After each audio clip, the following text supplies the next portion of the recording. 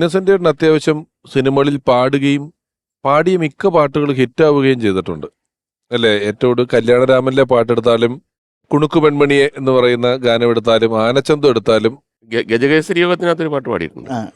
അതാ ആനച്ചന്തം ഗണപതി മേളച്ചന്തം സ്റ്റേജിലും പാടിയിട്ടുണ്ട് പുള്ളി.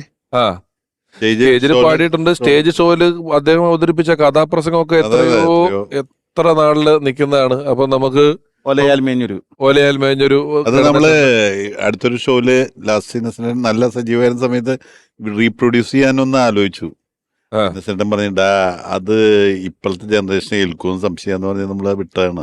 ആനച്ചന്തം ഗണപതി മേളച്ചന്തം, ആനച്ചന്തം ഗണപതി മേളച്ചന്തം, എട്ടും പൊട്ടും തിരിയാനിത്തിരി ഹിന്ദിച്ചന്തം, ഹിന്ദിച്ചന്തം, ആനച്ചന്തം ഗണപതി മേളച്ചന്തം, എട്ടും പൊട്ടും തിരിയാനിത്തിരി ഹിന്ദിച്ചന്തം, ഹിന്ദിച്ചന്തം, ആവോ ആവോ ആവോ, ജാവോ ജാവോ ജാവോ.